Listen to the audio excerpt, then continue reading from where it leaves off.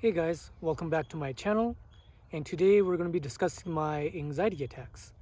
A lot of people have been asking me about how they started, how it was, how I got over my anxiety attacks, and today I'll be answering all your questions.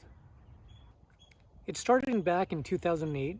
I was just getting over the worst case of food poisoning I have ever had, and I was just starting to feel better, and I just went down, laid in bed, about to go to sleep, and I noticed my heartbeat beating a bit faster than normal. And I kept focusing on that. And next thing I knew, I started panicking about how fast my heart was beating, and that made it worse and worse. And so the next thing I knew, I ended up in the hospital, and I wasn't sure what it was.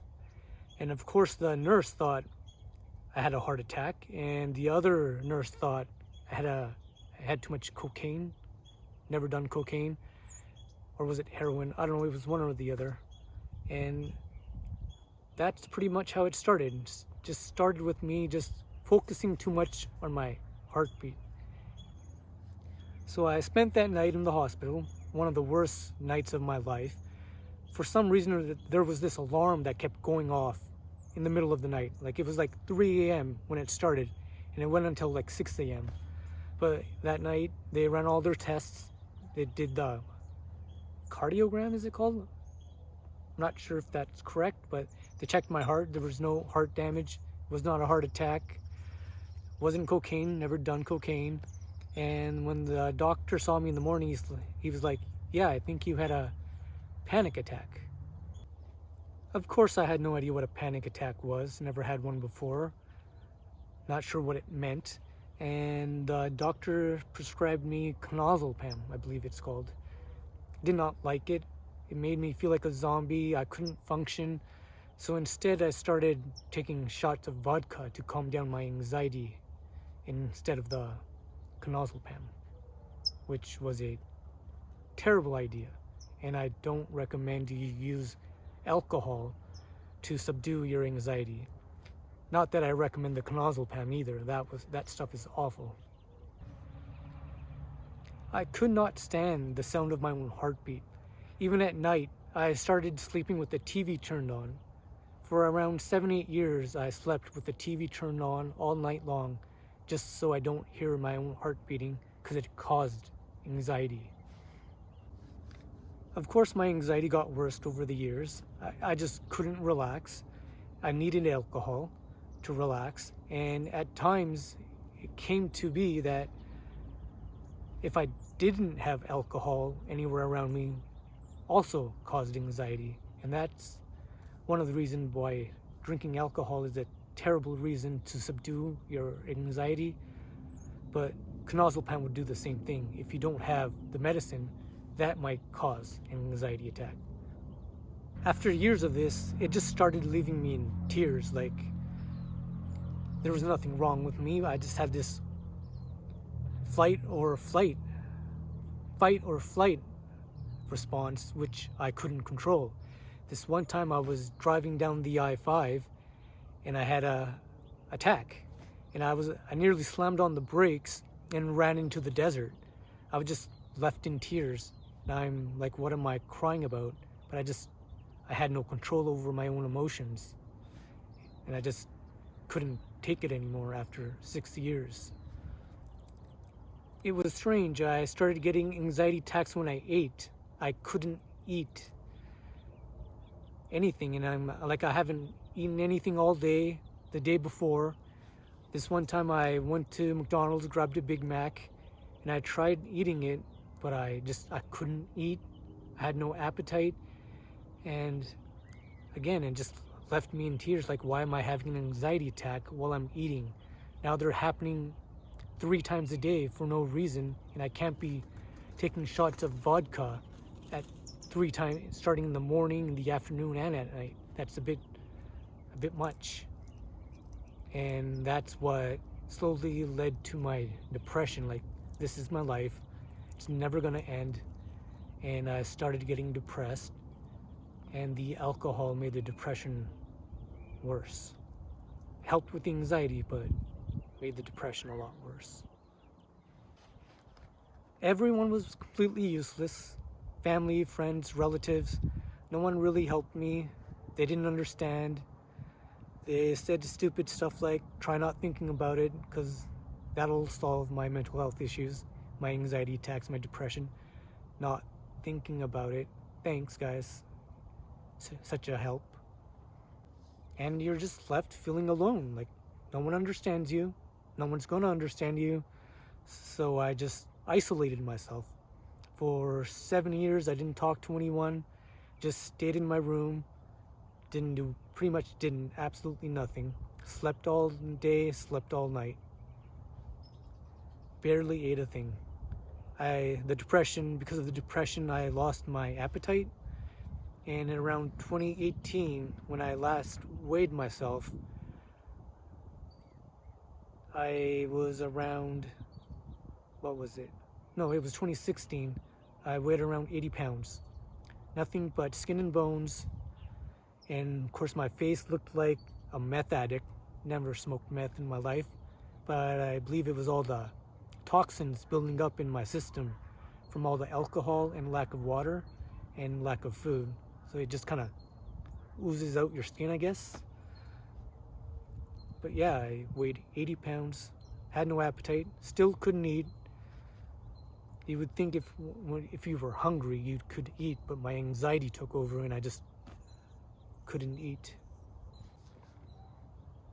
I thought I was a dead man with my mental health issue and my physical being.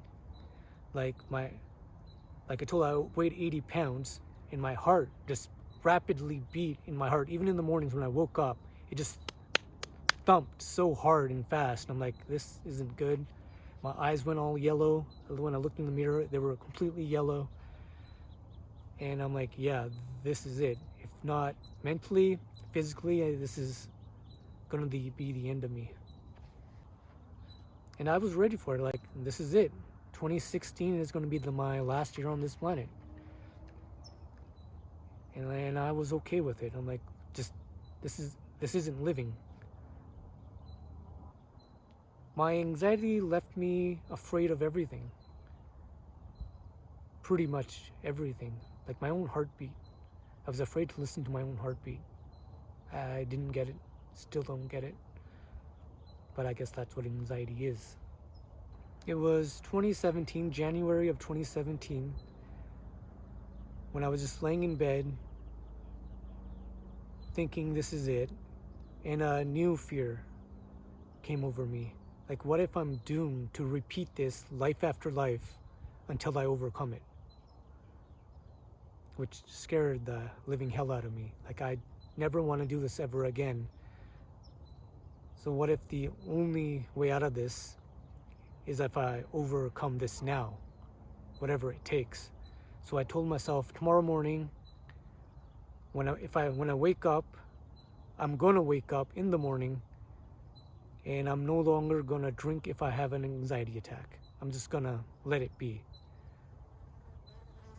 I'm gonna end the cycle before it even starts.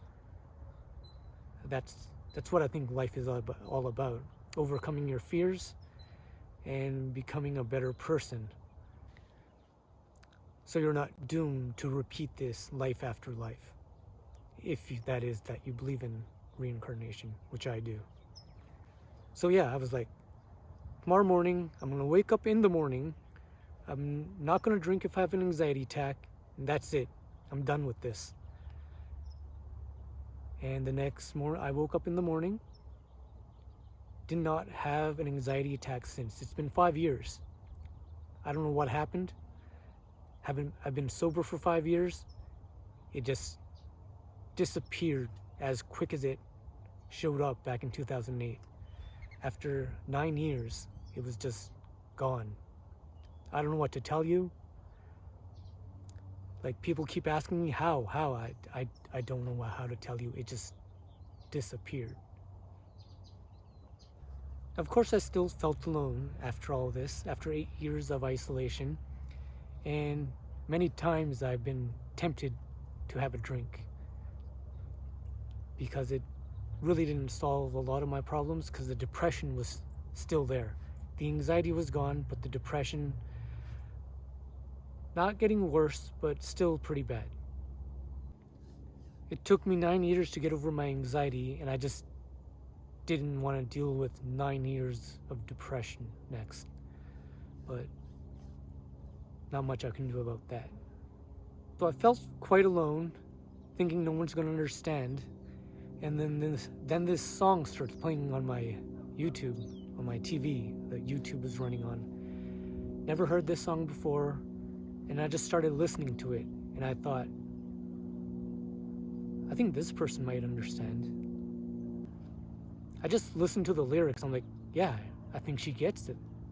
I tried to figure out who this person was. I never heard this song before, and I Googled it, and I'm like, I remember her. And I did not believe that she actually wrote it, so I tried to look up who wrote the song. But yeah, it was her. Wore out my speakers listening to it so often. Each time I felt alone, I listened to the song. Like, yeah, she gets it. And after this, there was her and another person who really helped me helped me recover from my anxiety and helped me deal with my depression and wanting to drink. Each time I felt alone or I felt like having a drink, they'd post something on Instagram or on YouTube, which really helped me. It was like they were in my head. Like they knew exactly what I was feeling and thinking, and they post something like 5 seconds later.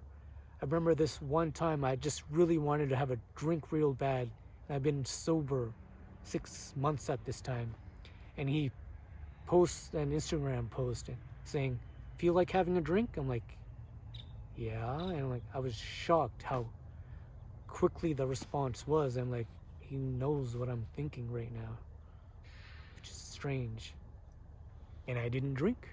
I was like, yeah, and I just started listening to his podcast. I'm like, yeah. And same with her. Each time I felt down, she'd post something feeling the same way, and it made me feel not alone. There are people out there like me going through the same thing, which is nice to know. And yeah, she's a young American singer-songwriter, and he's a British comedian actor. So it doesn't matter, gender doesn't matter, age doesn't matter. People are going through the same things. And I thought to myself, she's definitely my Bilbo Baggins. Probably wondering what I mean by that. I'm assuming you all know who Bilbo Baggins is.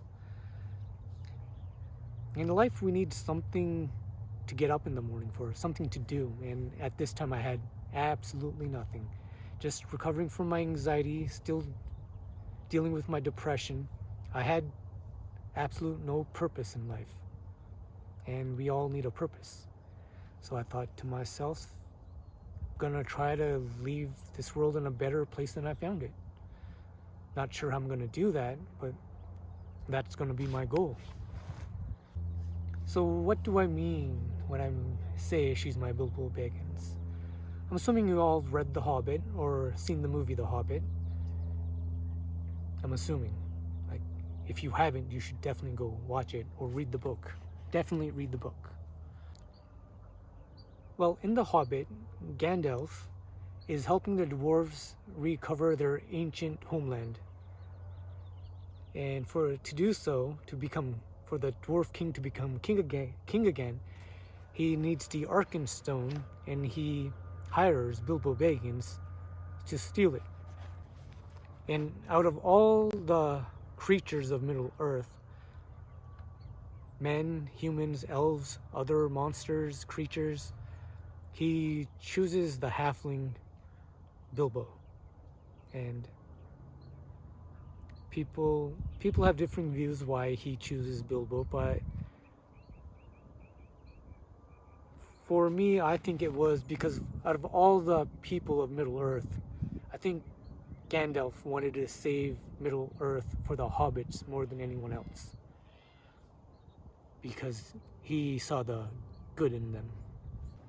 And no one else seems to get it, and why he chose the halfling. Even Gladriel was like, why the halfling? Leave the world in a better place than I found it, but if you ever watch the news, it's a god-awful place. You know, there's children being locked in cages, washing up on shores. It's just inherently an evil place. I think human beings are inherently evil, and I don't think they're worth saving. I don't think this planet is worth saving at times. And at times I'm just like, just go buy a bottle of whiskey and just watch it burn down. Just watch the entire planet burn, because it's just not worth saving. And it's kind of a scary thought that everyone is just inherently evil,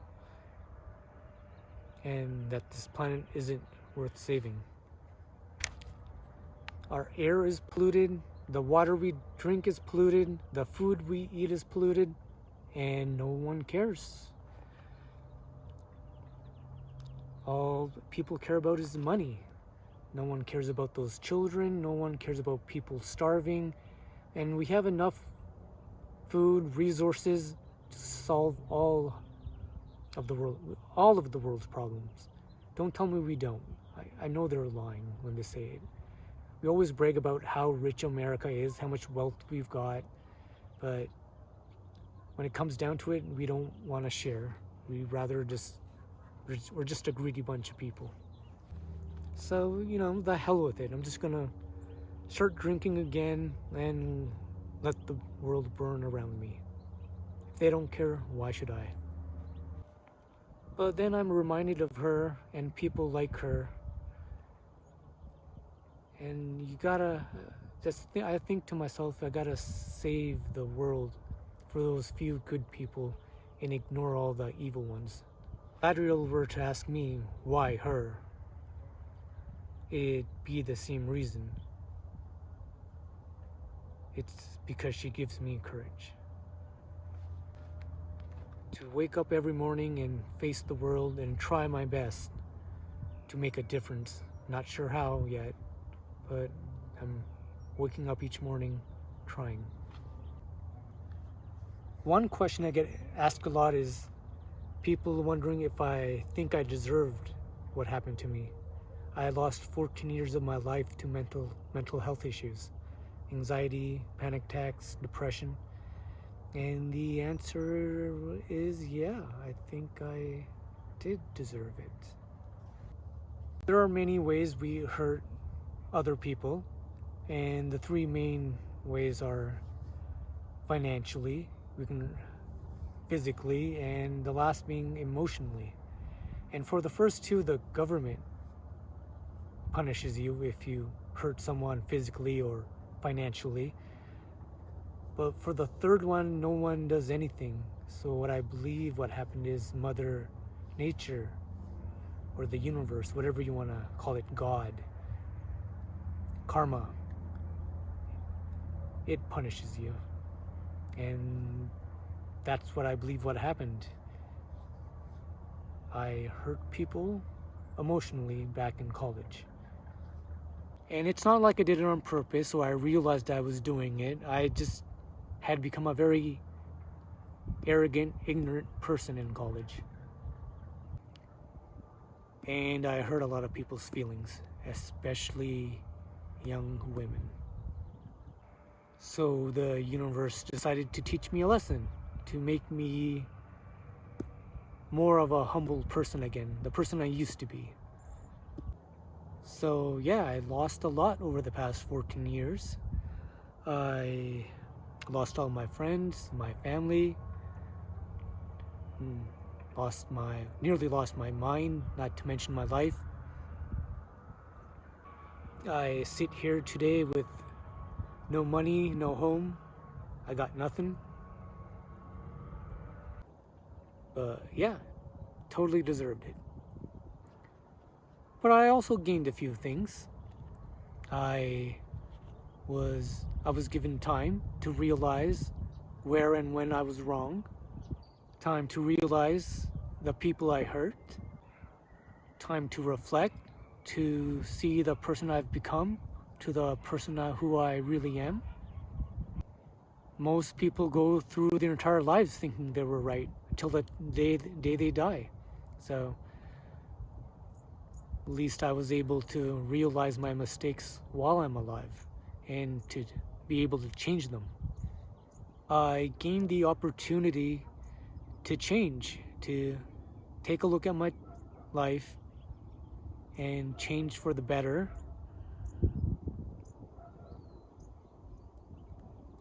So that I could overcome all my shortcomings, all my fears. I gained a little bit of courage to face my fears.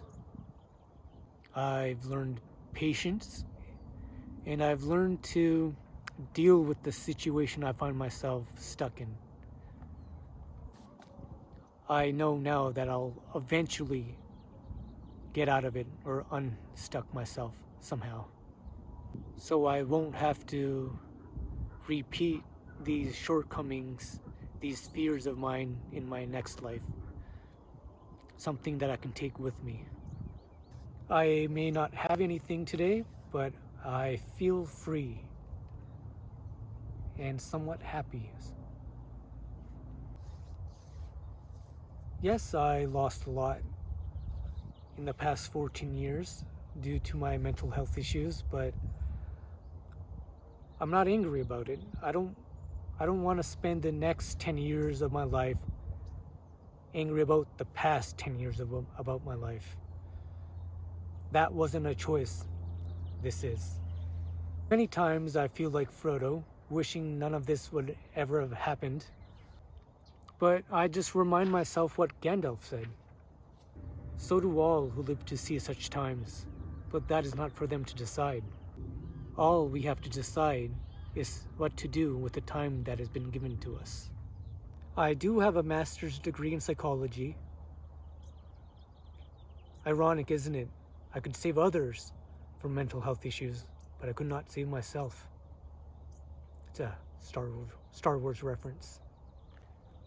Life is tragically hilarious, isn't it?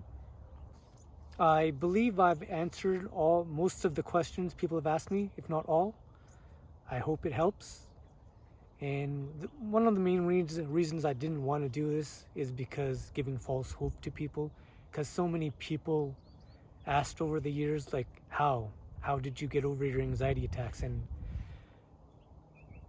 to say it just disappeared overnight after 9 years, it just might not be the answer for everyone. Like, I don't know what to tell you. It just disappeared overnight. And don't forget to like and subscribe and to ring that bell. I have no idea what that bell does. Alerts? Maybe? I should look it up. Thank you for watching. Bye.